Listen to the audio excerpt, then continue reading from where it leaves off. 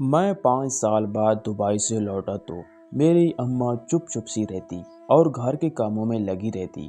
میں بیوی بچوں کو کھانے کے لیے باہر لے جاتا تو اماں سے کہتا آپ بھی ہمارے ساتھ چلو، تو وہ بہانہ بنا کر ٹال دیتی۔ ایک دن میں اماں کے لیے نیا سوٹ لایا تو وہ میری بیوی کو ساتھ دیکھ کر ڈر سی گئی اور بولی میری بہت سوٹ ہیں، تو مجھے دال میں کچھ کالا لگا تو میں نے اماں کے کمرے میں کیمرہ لگا دیا تو میرے رونگٹے کھڑے ہو گئے۔ میری بیوی نے اماں کے پاس جا کر اماں آپ بھی ہمارے ساتھ چلیں نا، ہم سب کھانا کھانے باہر جا رہے ہیں، آپ کہاں گھر میں اکیلی رہیں گی، میں چاہتا ہوں آپ میرے ساتھ چلیں۔ میں نے پیار سے اماں کا ہاتھ پکڑا تو اماں نے فوراً نفی میں سر ہلا دیا اور کہنے لگی بیٹا مجھے کہاں عادت ہے باہر جانے کی اور باہر کے کھانے کھانے کی، میرا دل گھبرانے لگتا ہے، میں گھر میں اکیلے ہی ٹھیک ہوں۔ میں نے دکھ سے اماں کی طرف دیکھا اور کہنے لگا اماں آخر آپ میرے ساتھ کیوں نہیں جاتی، میری کوئی بات کیوں نہیں مانتی، میں چاہتا ہوں کہ میں جہاں بھی جاؤں آپ کو ساتھ لے کر جاؤں، اتنے سال آپ سے دور رہا ہوں، اب آپ سے دور نہیں رہنا چاہتا، تھوڑے عرصے میں میری چھٹیاں ختم ہو جائیں گی تو میں نے پھر واپس دبئی چلے جانا ہے اور پھر نہ جانے کب ملے، زندگی اتنی مہلت دے بھی یا نہ دے۔ میں تاثر سے بول رہا تھا کہ انکار نے اس بار بھی مجھے واقعی دکھ پہنچایا تھا۔ ان کا رویہ عجیب سا ہو گیا تھا، شاید انہیں میرا دبئی سے واپس پاکستان آنا اچھا نہیں لگا تھا، حالانکہ میں نے انہیں بتا دیا تھا کہ میں صرف 3 ماہ کی چھٹی پر آیا ہوں، واپس جلد ہی چلا جاؤں گا۔ ارے نہیں بیٹا، ایسی کوئی بات نہیں ہے، تمہارے ساتھ تو وقت میں بھی گزارنا چاہتی ہوں لیکن بس باہر نہیں جانا چاہتی، تم لوگ واپس آ جاؤ، میں تمہارا انتظار کر رہی ہوں، جاگ رہی ہوں، پھر ایک ساتھ چائے پیئیں گے۔ میرے بہت زیادہ اصرار کے باوجود اماں نہیں مانی تھی اور یہ جواب دیا تو میں چپ چاپ اپنی بیوی بچوں کو لے کر ہوٹل چلا گیا۔ وہاں پر بھی میں دکھی اور پریشان سا رہا، اماں کا رویہ میری سمجھ سے باہر تھا۔ مجھے لگا شاید ناراض ہوں کیونکہ کل میں اپنی بیوی کو ساتھ لے کر اپنے سسرال چلا گیا تھا، بچوں کو بھی اماں کے پاس ہی چھوڑ کر گیا تھا۔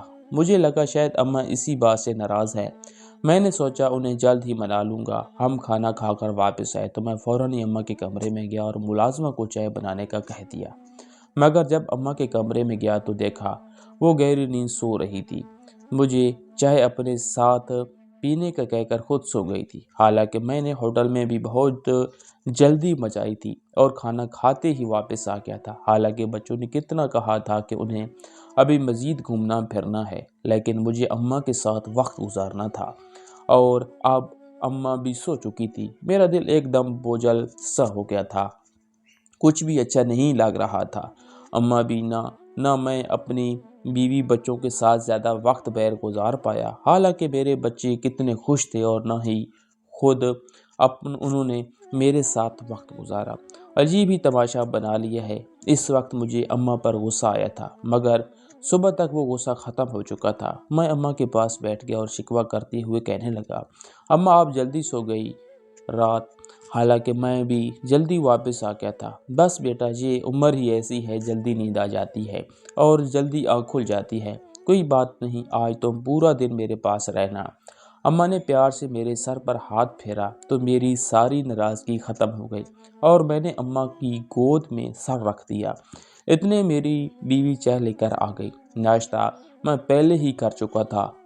نازش اماں کے لیے بھی چائے لے آؤ، آج میں اماں کے ساتھ ہی چائے پیوں گا۔ جی اچھا کہہ کر نازش واپس پلٹ گئی اور ایک کپ چائے کا بھر کر اماں کو لا دیا۔ نازش وہیں پر بیٹھ گئی۔ میں نے اماں کے ہاتھوں کی طرف دیکھا، ان کے ہاتھ واضح طور پر کپ کپا رہے تھے۔ اماں کیا ہوا، آپ کی طبیعت تو ٹھیک ہے؟ میں نے اپنے چائے کا کپ رکھ دیا۔ ہاں بیٹا میں ٹھیک ہوں، میں نے جواب دیا تو مجھے ان کی بات پر تسلی نہیں ہوئی۔ آپ کے ہاتھ کیوں کانپ رہے ہیں؟ اگلے دن صبح میں نے اماں کو ضد کر کے ڈاکٹر کے پاس لے جانا طے کر لیا تھا۔ پہلے تو وہ مان ہی نہیں رہی تھی، کہنے لگی بیٹا میں بالکل ٹھیک ہوں، بس تھوڑا سا چکر آ گیا تھا، مگر میں نے ان کی ایک نہ سنی۔ میں نے نازش سے کہا تیار ہو جاؤ، اماں کو لے کر چلتے ہیں۔ اماں بار بار کہتی رہی کہ چھوڑو بیٹا میں نہیں جاؤں گی، لیکن میں نے ان کی ایک نہ سنی اور گاڑی نکال لی۔ راستے بھر اماں خاموش رہی، نہ کچھ کہا نہ پوچھا، بس کھڑکی سے باہر دیکھتی رہی۔ میں نے 2-3 بار بات کرنے کی کوشش کی مگر وہ مختصر سا جواب دے کر چپ ہو جاتی تھی۔ مجھے ان کا یہ رویہ بہت عجیب لگا۔ ڈاکٹر کے کلینک میں جب ہم پہنچے تو اماں نے بڑی مشکل سے خود کو چیک اپ کے لیے رضامند کیا۔ ڈاکٹر نے ان کا بلڈ پریشر، شوگر، دل کی دھڑکن سب چیک کیا۔ پھر کچھ دیر ان سے باتیں کی۔ انہوں نے پوچھا کہ نیند ٹھیک آتی ہے، کھانا وقت پر کھاتی ہے، دل گھبراتا تو نہیں۔ اماں ہر سوال کا جواب بس ہلکی سی مسکراہٹ کے ساتھ دیتی گئی۔ آخر میں ڈاکٹر نے میری طرف دیکھا اور کہا کہ اماں کو کوئی خاص بیماری نہیں ہے، بس ان پر ٹینشن ہے، شاید کسی بات کا دباؤ ہے، ڈپریشن نہیں ہے مگر تھوڑی ذہنی تھکن ضرور ہے۔ بہتر ہے کہ آپ انہیں وقت دیں اور ان کے ساتھ زیادہ وقت گزاریں، انہیں باتیں کرنے کا موقع دیں۔ میں نے شکر ادا کیا کہ کوئی بڑی بیماری نہیں ہے، لیکن اندر سے عجیب سا احساس تھا کہ آخر اماں کو کس بات کی ٹینشن ہے۔ میں تو چاہتا تھا کہ وہ خوش رہیں۔ گھر آ کر میں ان کے پاس بیٹھ گیا۔ اماں چپ چاپ بیٹھی تھی۔ میں نے کہا اماں دیکھا، ڈاکٹر نے بھی کہا ہے کہ آپ کو ٹینشن ہے، اب بتائیں نا کس بات کی پریشانی ہے۔ اماں مسکرا دی اور کہنے لگی نہیں بیٹا، ڈاکٹر ایسے ہی بولتے ہیں، میں بالکل ٹھیک ہوں، تم لوگ بس خوش رہو، یہی میری خوشی ہے۔ میں چپ ہو گیا مگر دل مطمئن نہیں تھا۔ اگلے 2-3 دن میں نے غور کیا کہ اماں واقعی پہلے جیسی نہیں رہی۔ کبھی بیٹھے بیٹھے سوچ میں گم ہو جاتی، کبھی کھانے کی میز پر سب کے ہوتے ہوئے بھی چپ رہتی۔ ایک دن میں نے دیکھا کہ اماں نازش کے ساتھ بیٹھی تھی۔ نازش ہنس ہنس کر باتیں کر رہی تھی مگر اماں کا دھیان کہیں اور تھا۔ ان کے چہرے پر ایک خاموش اداسی تھی۔ میں نے پوچھا اماں خیریت تو ہے، کہاں کھوئی ہوئی ہو؟ کہنے لگی بس بیٹا دل کبھی کبھی عجیب سا ہو جاتا ہے، کوئی وجہ بھی نہیں ہوتی۔ میں نے کہا چلیں باہر چلتے ہیں، کہیں گھوم آتے ہیں، مگر انہوں نے کہا نہیں بیٹا، دل نہیں چاہتا۔ ایک اور دن میں شام کو کام سے واپس آیا تو دیکھا اماں صحن میں بیٹھی تسبیح پڑھ رہی تھی۔ میں نے آواز دی اماں چائے پیئے۔ انہوں نے سر اٹھا کر میری طرف دیکھا مگر کوئی جواب نہیں دیا۔ جب قریب گیا تو آنکھوں میں ہلکی سی نمی تھی۔ میں نے کہا اماں آپ رو رہی ہیں؟ انہوں نے فوراً رخ موڑ لیا اور بولی نہیں بیٹا، آنکھ میں کچھ چلا گیا تھا۔ میں جان گیا تھا کہ کچھ نہ کچھ تو ہے جو اماں چھپا رہی ہے مگر وہ بتائے گی نہیں۔ مجھے لگا شاید ان کی کوئی پرانی یاد تازہ ہو گئی ہے۔ میں چاہتا تھا کہ ان کا دل بہلاؤں۔ اگلے دن میں نے سوچا کہ اماں کے لیے ایک خوبصورت سوٹ لے آتا ہوں۔ میں نازش کے ساتھ بازار چلا گیا۔ نازش نے بڑی محبت سے ایک نرم گلابی رنگ کا سوٹ پسند کیا۔ کہنے لگی اماں پر یہ بہت اچھا لگے گا۔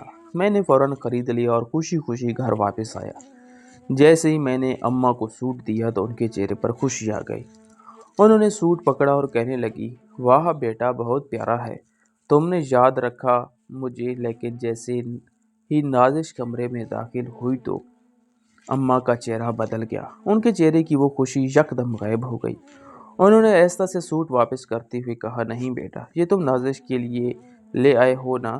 میں کیوں لوں؟ میں نے حیران ہو کر کہا نہیں اماں، یہ تو میں نے آپ کے لیے خریدا ہے۔ نازش نے بھی فوراً کہا جی اماں یہ آپ کے لیے ہے، مگر اماں نے ہاتھ پیچھے کر لیا اور کہنے لگی نہیں بیٹا، اب مجھ پر یہ رنگ اچھے نہیں لگتے، بڑھاپے میں یہ سب نہیں جچتا، تم نازش کو دے دو، میرے پاس پہلے سے بہت سوٹ ہے، یہ سوٹ لے کر میں کیا کروں گی؟ میں کچھ دیر خاموش کھڑا رہا۔ اندر سے دل کو کچھ کھٹک سا ہوا، پہلے خوشی پھر اچانک انکار، جیسے وہ کچھ کہنا چاہتی ہیں مگر کہہ نہیں پا رہی۔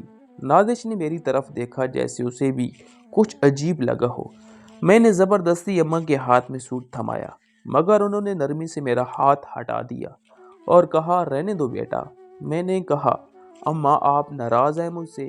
انہوں نے فوراً نفی میں سر ہلایا اور کہا نہیں بیٹا، ایسی کوئی بات نہیں ہے۔ رات کو جب سب سو گئے تو میں کافی دیر جاگتا رہا، سوچتا رہا کہ آخر اماں کو کیا ہوا ہے۔ کبھی وہ باتوں میں الجھی لگتی، کبھی خود سے مسکرا دیتی، کبھی یوں لگتا جیسے کسی چیز سے پریشان ہے۔ میں نے فیصلہ کیا کہ کل پھر ان سے بات کروں گا، چاہے وہ کچھ بھی کہیں دے۔ اگلی صبح میں نے ناشتے کے وقت بات چھیڑنے کی کوشش کی۔ اماں چپ چاپ بیٹھی روٹی توڑ رہی تھی۔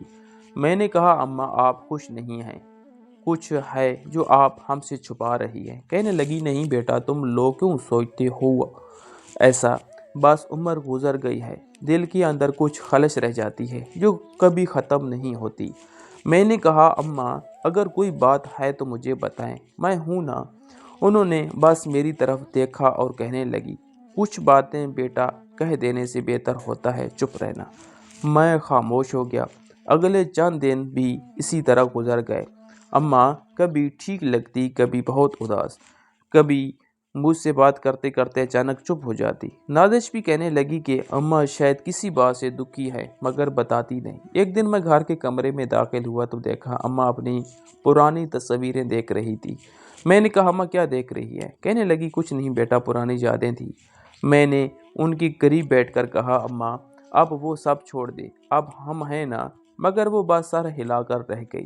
میرا دل اب یقین کرنے لگا تھا کہ اماں واقعی کسی ٹینشن میں ہے، لیکن وہ کسی سے کچھ کہنا نہیں چاہتی۔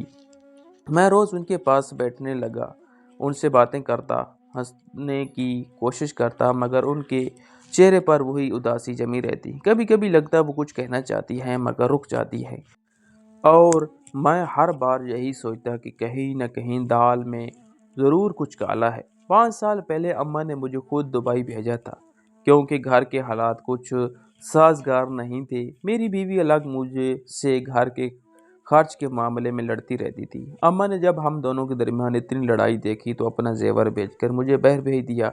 میرا اچھا کام لگ گیا اور گھر میں رزق آنے لگا، حالات بہتر ہو گئے۔ ان دنوں میری اماں اور نازش دونوں سے بات ہوتی رہتی تھی اور ان کی خیریت کا پتہ چلتا رہتا تھا۔ میرے بچے بھی ہر سہولت کے ساتھ جی رہے تھے۔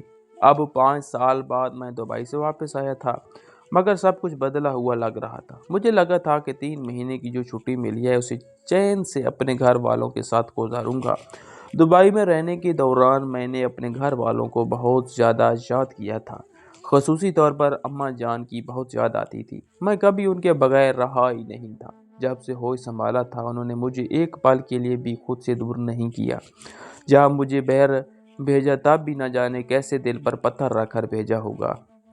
ابا کی وفات کے بعد اماں نے نہ جانے کیسا مجھے پالا پوسا تھا، کبھی محنت مزدوری بھی نہیں کرنے دی، بلکہ پڑھایا لکھایا، وہی پڑھائی لکھائی جو بعد میں میرے کسی کام نہ آئی۔ مجھے ہنر سیکھ کر ہی دبئی آنا پڑا۔ بہرحال میں خوش تھا کہ ماں نے مجھے تعلیم تربیت دی تھی، شعور دیا تھا۔ تعلیم صرف اس لیے تو حاصل نہیں کی جاتی کہ انسان اچھی نوکری کرے اور پیسے کمائے، بلکہ تعلیم تو اس لیے بھی حاصل کی جاتی ہے کہ انسان کے اندر شعور اجاگر ہو۔ مجھے زندگی میں سب کچھ مل چکا تھا، لیکن اماں کا رویہ میرے ساتھ بدل چکا تھا۔ یہ کمی میرے دل کو جیسے خالی کر رہی تھی۔ میں چاہتا تھا کہ اماں پہلے کی طرح خوش باش رہیں، ان کے چہرے سے وہی مسکراہٹ جھلکے جو کبھی میری خوشی دیکھ کر آ جایا کرتی تھی، مگر سب کچھ بدل گیا تھا۔ اب نازش کو دیکھتے ہی اماں کا موڈ بدل جانا میری سمجھ سے باہر تھا۔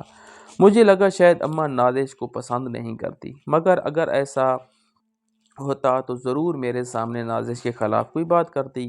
اماں نے کبھی نازش کے خلاف کوئی بات نہیں کی تھی۔ اس کا مطلب یہی تھا کہ ضرور نازش کی کوئی کمزوری ہے یا کوئی غلطی ہے جس کی وجہ سے اماں نازش کو دیکھتے ہی خوف زدہ ہو جاتی ہیں۔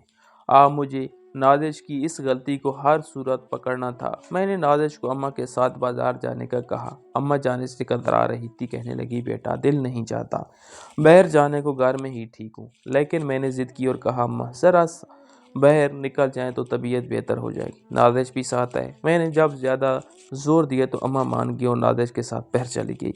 ان کی جاتی میں نے فوراً وہ کام کیا جو کئی دنوں سے سوچ رہا تھا۔ میں نے اماں کے کمرے میں کیمرہ لگا دیا، کیونکہ میرے دل کے اندر شک کی ایک چبھن سی رہتی تھی کہ ضرور کچھ ہے جو اماں چھپا رہی ہے، یا پھر نازش کی کوئی حرکت ہے جو میرے سامنے نہیں آتی۔ میں نے 2 دن تک کیمروں کی ویڈیوز دیکھی، مگر سب کچھ معمول کے مطابق لگا۔ اماں بس نماز پڑھتی، تسبیح کرتی یا کبھی کبھی کھڑکی کے پاس بیٹھ کر باہر دیکھتی، مگر چوتھے دن جو ویڈیو سامنے آئی اسے دیکھ کر میرے رونگٹے کھڑے ہو گئے، میرے ہاتھ کانپنے لگے۔ نازش اماں کے کمرے میں گئی اور دروازہ بند کر لیا۔ اماں بستر پر بیٹھی تھی، نازش ان کے قریب جا کر تیز لہجے میں کچھ بول رہی تھی، پھر اس نے اماں کے ہاتھ سے تسبیح چھین لی اور زور سے کہا اب بس کرو، چی ڈرامے، مجھے سب پتہ ہے، تم میرے خلاف میرے شوہر کے دل میں زہر گھول رہی ہو۔ میں تمہیں سمجھا چکی ہوں، میرے شوہر سے دور رہو ورنہ اچھا نہیں ہوگا۔ اماں کی آنکھوں میں آنسو آ گئے، وہ کہنے لگی بیٹا میں نے تو کبھی تمہارے خلاف کچھ نہیں کہا، میں تو صرف دعا کرتی ہوں کہ تم دونوں خوش رہو۔ مگر نازش نے ان کی بات کاٹ دی اور سخت لہجے میں کہا جھوٹ مت بولو، اگر میں نے تمہیں دوبارہ میرے شوہر کے ساتھ سامنے بات کرتے دیکھا تو تمہیں اس گھر میں چین سے نہیں رہنے دوں گی۔ اس کے بعد وہ غصے سے دروازہ کھول کر باہر نکل گئی۔ اماں خاموش بیٹھی رہی، ان کے چہرے پر دکھ اور خوف صاف نظر آ رہا تھا۔ وہ چپ چاپ تسبیح اٹھا کر دوبارہ پڑھنے لگی، مگر ان کے ہاتھ کانپ رہے تھے۔ میں وہ منظر دیکھتا رہا اور میرا دل جیسے پھٹ گیا تھا۔ مجھے یقین نہیں ہو رہا تھا کہ نازش ایسا کر سکتی ہے، وہ نازش جس پر میں اندھا اعتماد کرتا تھا۔ میں نے اگلے ہی دن نازش کو بلا کر سختی سے پوچھا کہ یہ سب کیا ہے۔ نازش پہلے تو انکار کرتی رہی، کہنے لگی میں نے کچھ نہیں کیا، اماں خود مجھ سے بات نہیں کرتی۔ مگر جب میں نے وہ ویڈیو دکھائی تو اس کے چہرے کا رنگ اڑ گیا، وہ رونے لگی اور کہنے لگی مجھ سے غلطی ہو گئی ہے، مجھے سمجھ نہیں آئی میں کیوں ایسا بول گئی۔ میں اماں سے جلتی تھی کہ وہ تمہیں مجھ سے زیادہ عزیز ہے، میں نے غصے میں وہ سب کہہ دیا، میں واقعی شرمندہ ہوں۔ میں نے غصے سے کہا نازش تم نے میری ماں کے ساتھ یہ سب کیا، تم نے اس گھر کا سکون برباد کر دیا۔ میں تمہیں ابھی کے ابھی میکے چھوڑ کر آ رہا ہوں تاکہ تمہیں اپنی غلطی کا احساس ہو۔ میں نے اسے بات مکمل کرنے کا موقع نہیں دیا اور گھر سے باہر لے گیا۔ اماں کچھ نہیں بولی، بس چپ چاپ دیکھتی رہی۔ میں نے نازش کو اس کے میکے پہنچا دیا اور واپس آ کر اماں کے قدموں میں بیٹھ گیا۔ اماں نے میرے سر پر ہاتھ پھیرا اور آہستہ سے بولی بیٹا غصہ تھوک دو، سب ٹھیک ہو جائے گا۔ کچھ دنوں تک گھر میں خاموشی رہی، اماں بھی جیسے پہلے سے پرسکون لگنے لگی تھی۔ میں ہر وقت ان کے پاس رہنے لگا، ان سے باتیں کرتا اور ان کی دعائیں لیتا۔ نازش کئی دن بعد واپس آئی تھی، چہرے پر ندامت تھی۔ وہ میرے سامنے آ کر رو پڑی اور کہنے لگی میں واقعی شرمندہ ہوں، مجھے احساس ہو گیا ہے کہ میں نے کتنا برا کیا۔ میں نے اماں سے بھی معافی مانگی ہے۔ اماں نے بھی مجھے گلے لگا کر کہا بیٹا انسان سے غلطی ہو جاتی ہے، بس دل صاف رکھنا۔ میں نے بھی اسے معاف کر دیا، مگر دل کے کسی کونے میں وہ ویڈیو ہمیشہ کے لیے نقش ہو گئی تھی۔ میں نے اس دن کے بعد فیصلہ کر لیا کہ ماں کے ساتھ کبھی کوئی زیادتی نہیں ہونے دوں گا۔ اب اماں زیادہ بات نہیں کرتی، مگر ان کے چہرے پر ایک سکون ہے جو پہلے نہیں تھا، اور میں جب بھی انہیں دیکھتا ہوں تو دل سے دعا نکلتی ہے کہ اللہ ہر بیٹے کو ماں کی قدر کرنے کی توفیق دے اور کسی بہو کو ماں جیسی ہستی کے دل دکھانے کی ہمت نہ دے۔ وقت گزرتا گیا، میں نے دبئی واپس آنے کا فیصلہ کیا۔ ماں بولی بیٹا اب دل نہیں چاہتا کہ تم دوبارہ دور جاؤ، مگر اگر جانا ہی ہے تو نازش کا خیال رکھنا اور نماز کبھی نہ چھوڑنا۔ میں نے وعدہ کیا کہ اب کوئی چیز ہمیں ایک دوسرے سے دور نہیں کر سکتی۔ کچھ دن بعد اماں کی طبیعت بگڑ گئی، میں نے فوراً ڈاکٹر کو بلایا، مگر اماں بس مسکرا کر بولی بیٹا میں ٹھیک ہوں۔ ان کی سانسیں کچھ بھاری سی ہو گئی تھی۔ میں ان کے پاس بیٹھا رہا، انہوں نے آہستہ سے کہا بیٹا زندگی میں اگر کبھی کسی کا دل دکھا دو تو فوراً معافی مانگ لینا، کیونکہ دل ٹوٹنے کی آواز کسی کو سنائی نہیں دیتی، مگر اس کی گونج انسان کی عمر بھر سنائی دیتی رہتی ہے۔ اتنا کہہ کر انہوں نے آنکھیں بند کر لی اور ان کے لبوں پر ایک پرسکون مسکراہٹ آ گئی۔ اماں کے جانے کے بعد گھر کی فضا کچھ اور ہی ہو گئی۔ میں اکثر ان کے کمرے میں بیٹھ کر سوچتا کہ واقعی ماں جیسی ہستی کا کوئی نعمت بدل نہیں۔ نازش میرے پاس آ کر بیٹھتی تو کہتی مجھے اب ہر وقت اماں کی یاد آتی ہے۔ میں نے کہا نازش اماں صرف رشتے سے نہیں دل سے بنتی ہے، اور تم نے دل سے ان کی جگہ بھرنے کی کوشش کی ہے۔ اماں جہاں بھی ہوں گی خوش ہوں گی۔ گھر کے صحن میں لگے اماں کے پسندیدہ پودے کو میں روز پانی دیتا ہوں۔ جب وہ پودا لہلہاتا ہے تو ایسا لگتا ہے جیسے اماں کی دعا اور اب بھی ہمارے ارد گرد ہے۔ زندگی میں ماں جیسی ہستی کا کوئی نعم البدل نہیں ہوتا۔ وہ ناراض ہو بھی جائے تو دل سے اولاد کے لیے دعا کرتی ہے۔